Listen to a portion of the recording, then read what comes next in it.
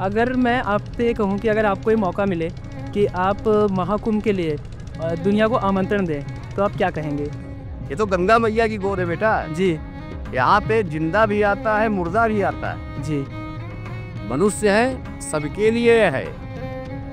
ये किसी को मना नहीं करेगी, बचते कि आए डाकी रही भावना जैसी प्रभु मूरत देती चिरतैती। रामचरित मानस कहता है, गंग सकल बुध मंगल मूला, सब सुख करन हरन सब सुधा। हम बिल्कुल उनको बुलाएंगे, उनकी स्वागत के हम लोग यहाँ बैठे हुए हैं जी। और उनको सुविधा से स्नान करवा के वापस करना हमारा परम कर्तव्य। स्वच्छता है कि मतलब नहीं है? नहीं।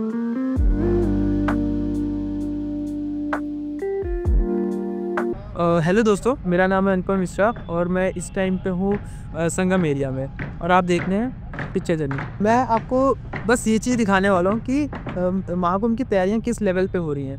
ठीक है, ये पूरा का पूरा पंडाल, इतना बड़ा पंडाल सजाया जा रहा है सिर्फ और सिर्फ सांस्कृतिक कार्यक्रम के लिए, जिसके अंदर हो सकता है कि अगर कभी प्रधानमंत्री जी आए या फिर सीएम साहब का आगमन हो, तो उन सब चीज़ों के लिए ये पूरा पंडाल इस्तेमाल होगा।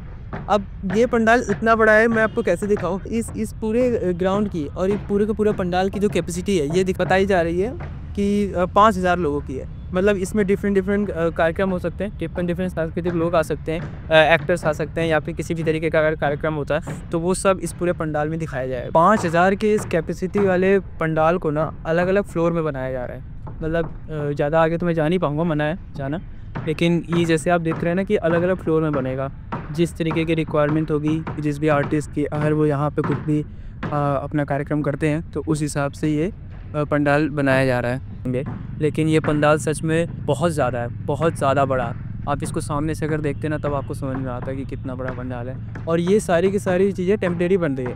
मतलब महाकुंभ सिर्फ 40 दिन के लिए होगा, 40-42 दिन के लिए, इतने टाइम के लिए इतने बड़े बड़े पंडाल बनाए जा रहे हैं। और जैसे ही महाकुंभ ख़त्म तो इन पंडालों को धीरे धीरे करके हटा लिया जाएगा। और ये सारी की सारी चीज़ें बनी हुई हैं या तो कहते हैं स्टील से या फिर उनसे बांस के उससे बनाए जा रहे। हेलो दोस्तों, इस टाइप से मैं हूँ संगम एरिया में, और मेरे पीछे आप देख पाएंगे कि नाव दिख जाएंगे और पूरा का पूरा संगम एरिया दिख जाएगा आपको।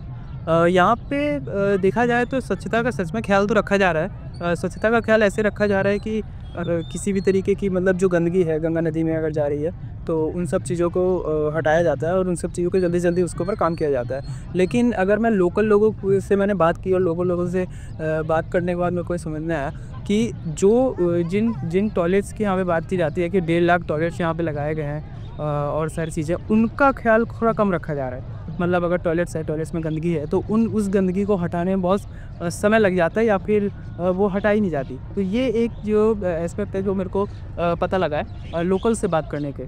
अगर बात करें स्वच्छता की, तो स्वच्छता के लिए चंद्र प्रसाद मौर्य जी के द्वारा कहा गया था कि स्वच्छ, स्वास्थ्य, सुरक्षा और हरित, इन सारी जगहों पे ध्यान दिया जा रहा है। स्वच्छ, स्वास्थ्य, सुरक्षा और हरित के अंतर्गत इस चीज़ का ध्यान दिया जा रहा है कि पूरा का पूरा महाकुंभ प्लास्टिक फ्री हो। कि मतलब जितनी भी चीज़ें इस्तेमाल की जाएँ वो ज़्यादातर प्लास्टिक फ्री हो। मतलब अगर जो भी कचरा होता है या जो भी चीज़ें हैं कोशिश की जाएंगी कि प्लास्टिक से रिलेटेड ना हो।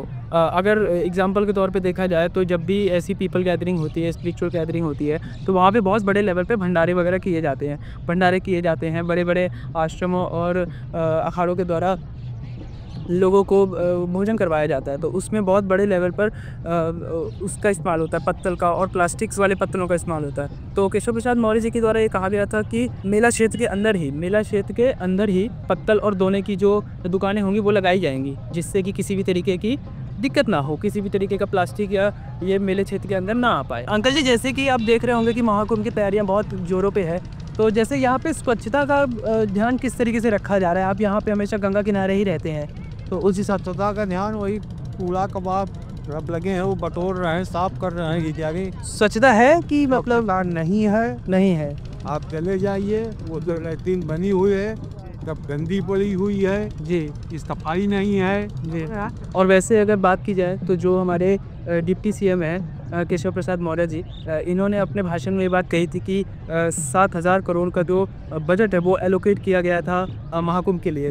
तो और अगर आगे चल के सिचुएशन के हिसाब से अगर बजट में कमी होती है तो और भी बजट एलोकेट कर दिया जाएगा। तो बजट की तो किसी तरीके की कमी है नहीं, लेकिन उसके बाद भी बहुत सी चीज़ें हैं जो कि यहाँ पे ऐसे देखने को मिल रही है। हो सकता है कि महाकुंभ शुरू होने के बाद इन सब चीज़ों पर ध्यान दिया जाए। दादाजी, जैसे महाकुंभ शुरू होने वाला है, अगर मैं आपसे कहूँ कि अगर आपको ये मौका मिले कि आप महाकुंभ के लिए दुनिया को आमंत्रण दें, तो आप क्या कहेंगे इसके लिए? 2 लाइन। हम बिल्कुल उनको बुलाएंगे, उनकी स्वागत में हम लोग यहाँ बैठे हुए हैं जी। और उनको सुख सुविधा से स्नान करवा के वापस करना हमारा परम कर्तव्य। जी। मैं गंगापुर घाटिया संघ का अध्यक्ष हूँ। मेरा नाम राकेश इत्रा वित्ती गुरु है। तो हमारा काम ही को नहाए, चंदन तिलक लगावे, जो बने आराम से जा सकते हम लोग, कोई जोर जबरदस्ती। जी। और अगर हाइजीन की बात की जाए, तो हाइजीन के लिए स्पेशलाइज्ड डॉक्टर्स की जो टीम है, उसको मेला क्षेत्र के अंदर डिप्लॉय किया गया। मतलब एक बड़ा हॉस्पिटल लगाया गया है जिसके अंदर 100 बेड का वो हॉस्पिटल होगा। उसके बाद दो छोटे हॉस्पिटल्स जिसके अंदर 20 बेड्स होंगे, और उसके बाद कुछ मिनी हॉस्पिटल्स भी हैं जो जिसमें कि 8 बेड्स होंगे। और वो 8 बेड्स वाले जो हॉस्पिटल्स होंगे उनको मेला क्षेत्र के कई एरियाज़ में लगाया जाएगा। वो सिर्फ एक ही जगह पे नहीं रहेंगे, कई एरियाज़ में रहेंगे। और शायद कुछ पोर्टेबल एम्बुलेंस वगैरह से भी रिलेटेड जो बैग्स होंगे उनको भी महाकुंभ के अंदर लाया जाएगा, जिसको कि इमरजेंसी पड़ने पर कहीं पे भी लेकर के जाया जा सके। अगर बात करें टॉयलेट्स की, तो टॉयलेट्स बहुत ज़्यादा इंपॉर्टेंट होने वाले हैं पूरे के पूरे महाकुंभ में, क्योंकि अगर गवर्नमेंट का ये कहना है कि 30 से 35 करोड़ लोग इस महाकुंभ को विज़िट करने वाले हैं, तो ऑब्वियसली टॉयलेट्स की बहुत ज़्यादा ज़रूरत पड़ेगी। और गवर्नमेंट्स का ये कहना है टॉयलेट्स के ऊपर कि 1.5 लाख से ज़्यादा टॉयलेट को लगाया जाएगा। और साथ साथ में जो वर्कर्स होंगे, क्योंकि साफ़ सफाई का यहाँ पे ख्याल रखते हैं, स्वच्छता अभियान को, देश के स्वच्छता अभियान को आगे बढ़ाने में मदद करते हैं, उनकी भी संख्या बताई जा रही है 15,000। मतलब 15,000 लोग, 15,000 सफाई कर्मी आपको मेला क्षेत्र के अंदर देखने को मिलेंगे। यहाँ के लोकल हैं या फिर आप मेला क्षेत्र में अभी आए हैं महाकुंभ के लिए? हम महाकुंभ के लिए आए हैं महाराष्ट्र। जी। आपका परिचय? श्री श्री 108 श्री दिव्यदास जी महाराज महात्यागी। जी। अगर आपको मौका मिले कि आप महाकुंभ में अपनी तरफ से दुनिया को आमंत्रण दें, तो आप क्या कहेंगे? हम दे रहे हैं जी। आमंत्रण तो हम दे ही रहे हैं जी। कहना क्या है, आमंत्रण तो वही है, आइए। इसको मना है, ये तो गंगा मैया की गोद है बेटा। जी। यहाँ पे जिंदा भी आता है, मुर्दा भी आता है। जी। मनुष्य है, जी। सबके लिए है। जी। ये किसी को मना नहीं करेगी, बदलते कि आए, विचार से आएगा। जी। जाकी रही भावना जैसी, पर मुहूर्त देखी चिंत ऐसी। जी। रामचरित मानस कहता है, गंग सकल बुध मंगल मूला, जी। सब सुख करन हरण सब सुधा। गंगा जी की गोद है, यहाँ पे कोई भी आदमी खाली नहीं जाएगा।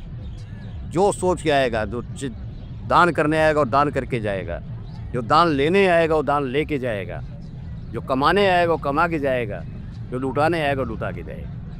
महाराज जी, अगर बात की जाए स्वच्छता की, जैसे यहाँ पे गवर्नमेंट के द्वारा बहुत ज़्यादा इस तरीके के वादे किए गए हैं कि यहाँ पे स्वच्छता बहुत अच्छी है, तो आप इसको किस नज़र से देखते हैं? क्या ये सही है या और भी ज़्यादा? 100% सही है जी।